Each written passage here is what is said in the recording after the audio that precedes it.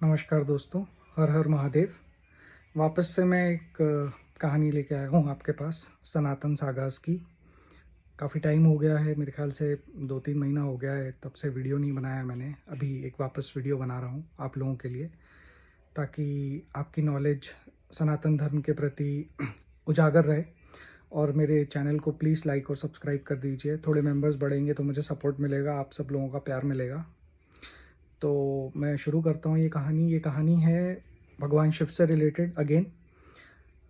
ये है एक असुर की कहानी जिसका नाम था बाणासुर। बाणासुर ने महादेव की घोर तपस्या करी। बहुत बहुत दिनों तक, बहुत कल्पों तक उन्होंने तपस्या करी। उसके बाद भगवान शिव उससे प्रसन्न हो गए। प्रसन्न होकर भगवान शिव ने बोला कि बोलो क्या वरदान चाहिए। तो वो इतना चतुर था, इतना दिमाग था उसके अंदर कि उसने बोला प्रभु मुझे तो आप चाहिए। तो उन्होंने बोला मतलब? तो उन्होंने बोला कि जब भी मैं किसी से युद्ध करूं और यदि मैं वो युद्ध हारने वाला हूं तो मैं आपको बुला लूँगा और आप मेरे पास आ जाओगे।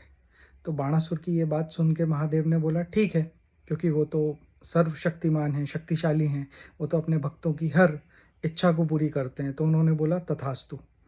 इस तरीके से बाणासुर ने एक ऐसा वरदान प्राप्त कर लिया जो शायद किसी भी असुर ने कभी भी प्राप्त नहीं किया हो, क्योंकि उसने अपनी बुद्धि का प्रयोग किया।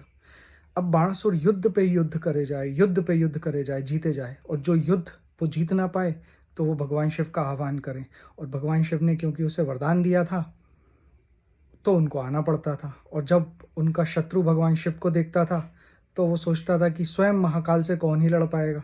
महाकाल को आप कैसे ही हरा सकते हो, महाकाल तो किसी से नहीं हारते। महाकाल को परास्त करना किसी के बस की बात नहीं है। तो ऐसे करते करते बाणासुर का प्रकोप, बाणासुर का पाप हर दिशा में बढ़ रहा था। एक दिन बाणासुर ने, आप सोच सकते हो किससे जाके युद्ध कर लिया? उसने स्वयं जाके युद्ध भगवान कृष्ण से कर लिया। और भगवान कृष्ण तो उसे हरा ही देते। तो जब भगवान कृष्ण उसे हराने वाले थे तो उसने भगवान शिव की स्तुति करी और भगवान शिव वहाँ पे प्रकट हो गए। भगवान शिव ने बोला ठीक है, मैं तुम्हारे लिए युद्ध करूँगा। भगवान कृष्ण ने बोला भगवान शिव से कि आप मेरे आराध्य हैं, लेकिन फिर भी मैं आपसे युद्ध करूँगा, क्योंकि मैं इस बाणासुर को दंड देना चाहता हूँ। फिर भगवान शिव और भगवान कृष्ण के बीच में भीषण युद्ध हुआ। भगवान कृष्ण ने उनसे प्रार्थना की और बोला प्रभु मुझे कुछ ऐसा आप तरकीब बताओ जिससे मैं आपको सम्मोहित कर दूं, या कुछ ऐसा कर दूं जिससे मैं थोड़ी देर के लिए आपको बांध दूं किसी तरीके से। तो भगवान शिव ने बोला ठीक है कृष्ण, तुम एक ये अस्त्र चलाओ, उससे मैं सम्मोहन में बंध जाऊंगा, और जब मैं सम्मोहन में बंध जाऊंगा तो तुम बाणासुर को हरा सकते हो। पर याद रखना कि वो मेरा भक्त है, उसको पीड़ा मत पहुंचाना, सिर्फ उसका अहंकार तोड़ना, मैं नहीं चाहता कि वो मर जाए। तो भगवान कृष्ण ने वैसे ही किया।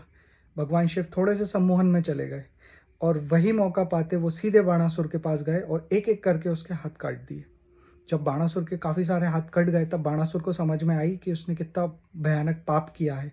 उसने भगवान कृष्ण से क्षमा मांगी और कहा कि प्रभु मुझे जीवन दान दे दो, मैं अपनी गलती समझ गया हूँ, मेरे ही कारण इतना पाप हुआ है, और मैंने सबसे बड़ा महापाप ये किया है कि मैंने आपको महादेव के विरुद्ध खड़ा कर दिया। ये सुन के भगवान कृष्ण को उस पर दया आई। भगवान कृष्ण ने उसे क्षमा कर दिया। भगवान शिव भी आए, बाणासुर ने भगवान शिव से भी क्षमा मांगी, और इसी प्रकार बाणासुर एक ठीक ठाक जीवन जीने लगा।